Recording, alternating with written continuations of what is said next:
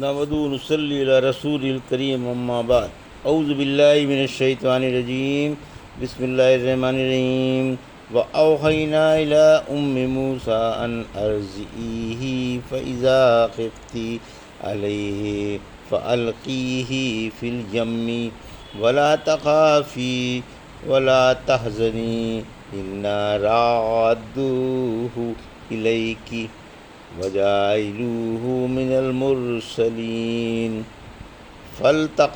فالتقطہ آل فرعون لیکون لهم عدوا وحزنا ان فرعون وحامان وجنودهما كانوا خاطئین وقالت امرأة فرعون قرۃ عین لی ولک ولا تقتلوہ عسیٰ ان ینفعنا او نتخذہ ولدا وہم لا یشعرون۔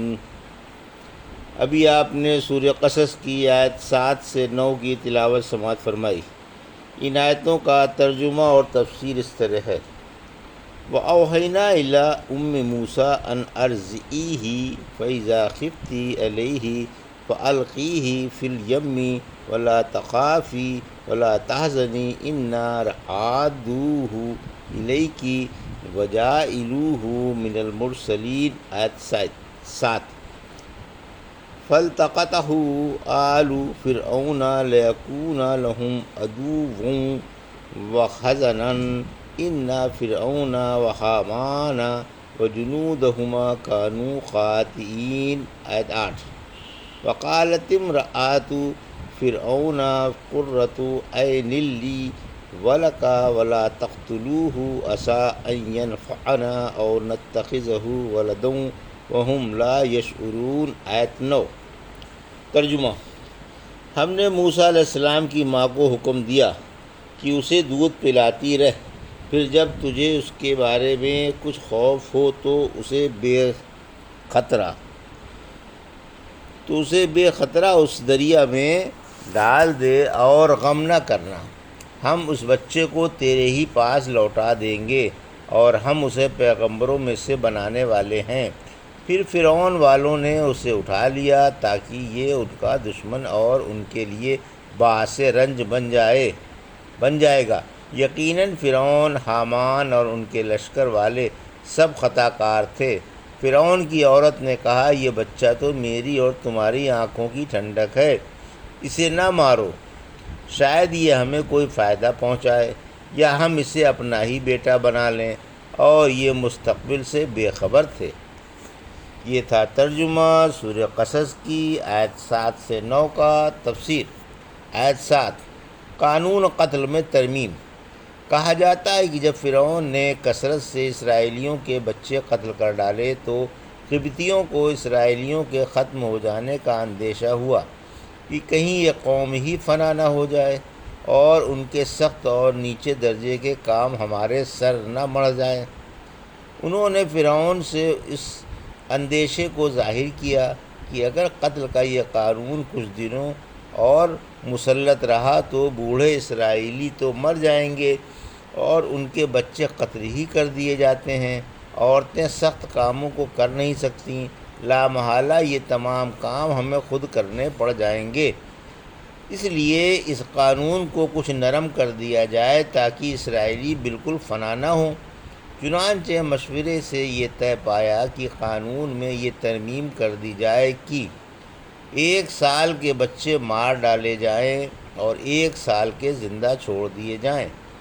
پھر اس قانون پر عمل درآمد شروع ہو گیا۔ اللہ کی شان معافی کے سال تو حضرت ہارون پیدا ہوئے اور قتل کے سال حضرت موسیٰ علیہ السلام فرعون کی طرف سے اس کام پر حاکم مقرر تھے، اور داعیاں محلہ در محلہ گھومتی رہتی تھیں۔ جس عورت کے حمل دیکھ لیتی اس کا نام داخل رجسٹر کر لیا جاتا تھا۔ پیدائش کے وقت قبطی عورتیں آ جاتیں، اگر بچی پیدا ہوتی تو چھوڑ کر چلی جاتی، اور اگر بچہ پیدا ہوتا تو قتل کرنے والوں کو خبر کر دیتی۔ فوراً ذبح کرنے والے تیز تیز چھریاں ہاتھوں میں لے کر آ جاتے اور معصوم بچے کو ذبح کر کے چلے جاتے۔ ایسا ظلم بھی تاریخوں میں نہیں دیکھا گیا کہ ماؤں کے لال ان کی آنکھوں کے سامنے بے دردی سے ذبح کر دیے جائیں۔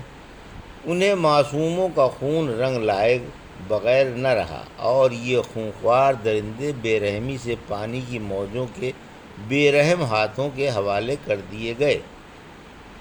موسیٰ علیہ السلام کی پیدائش اور ان کی ماں کی حفاظتی تدابیر۔ جب حضرت موسیٰ علیہ السلام کی والدہ کو آپ کا حمل ٹھہر گیا تو اور عورتوں کی طرح ان کے حمل کے آثار ظاہر نہیں ہوئے۔ دائیوں نے آپ کو غیر حاملہ سمجھ کر نظر انداز کر دیا، لیکن جب ان کے لڑکا پیدا ہوا تو ان کے پاؤں کے نیچے کی زمین نکل گئی اور اپنے لال کے قتل کیے جانے کا سخت ڈر ہوا۔ آپ ہونہار تھے، ماں کو آپ سے بڑی محبت ہو گئی۔ اس معصوم بچے کی نگاہ میں یہ غضب کا اثر تھا کہ جس کو دیکھ لیتا وہی اس کا ہزار جان سے عاشق ہو جاتا تھا۔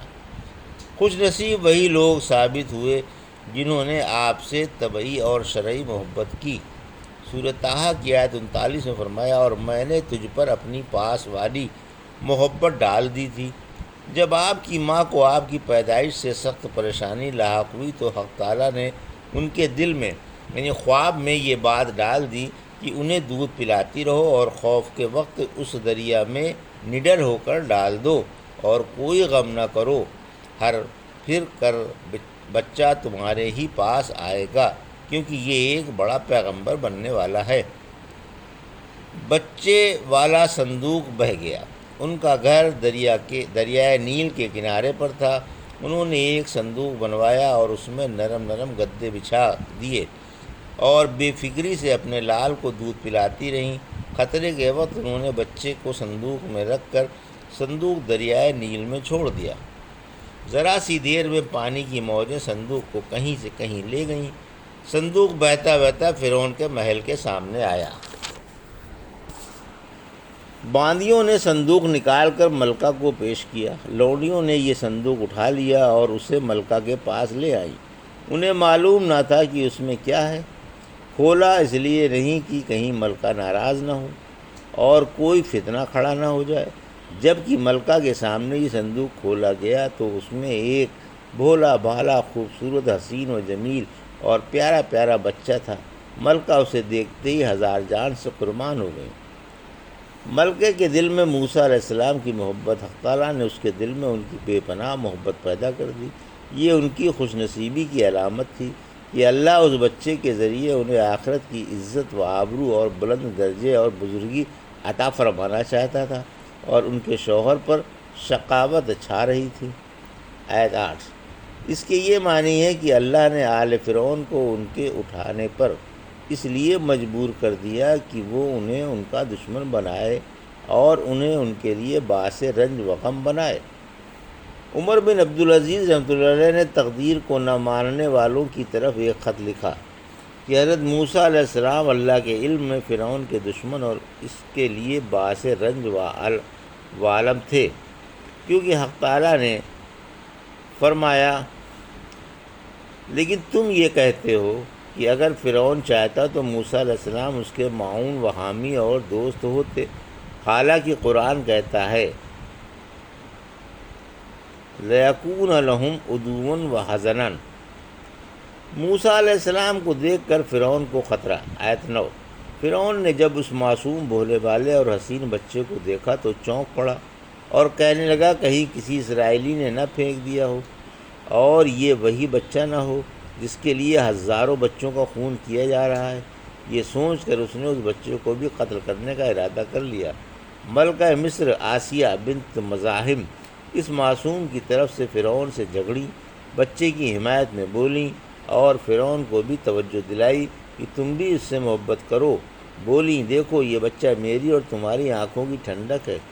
محل سونا تھا اور اندھیرا تھا، اب اس میں ایک چراغ جل گیا اور شمع روشن ہو گئی، اس کی قدر کرو۔ فرعون نے جواب دیا کہ تمہاری آنکھوں کی ٹھنڈک ہو تو ہو، میری آنکھوں کی ٹھنڈک نہیں ہے۔ ایسا ہی ہوا، حق تعالیٰ نے اس بچے کے ہاتھوں فرعون کو ہلاک کیا اور اسی کے ذریعے ملکہ مصر کو ہدایت کا نور بخشا۔ ملکہ نے کہا ہمیں توقع ہے کہ اس سے ہمیں نفع پہنچے گا، چنانچہ ملکہ کو اس بچے سے عظیم فائدہ پہنچا۔ انہی کے ذریعے اللہ نے ملکہ کو ہدایت عطا فرمائی اور بہشت کا وارث بنایا۔ ملکہ نے یہ بھی کہا یا ہم اس کو بیٹا بنا لیں گے، یعنی آپ اسے بیٹا بنا لیں تو محل میں جو بچے کے بغیر سونا معلوم ہوتا ہے رونق آ جائے گی، اور بادشاہ اور ملکہ دونوں کا بیٹا مان لیا جائے گا۔ ملکہ کے ہاں فرعون سے کوئی بچہ نہ تھا۔ پھر فرمایا کہ انہیں خبر بھی نہ تھی، یعنی وہ اللہ کی اس حکمت سے بالکل بے خبر تھے جو اس بچے کے اٹھانے میں اس نے ودیت فرمائی تھی، کیونکہ انہیں کیا معلوم تھا کہ قدرت اندر ہی اندر اپنا منشا پورا فرما رہی ہے۔ یہ تھا سورہ قصص کی آیت 7 سے 9 کا ترجمہ اور تفسیر جو بھی آپ نے سماعت فرمائی۔ بارک اللہ لی و لکم فرقان حکیم و نفعنا ایاکم بآیات الذکر الحکیم۔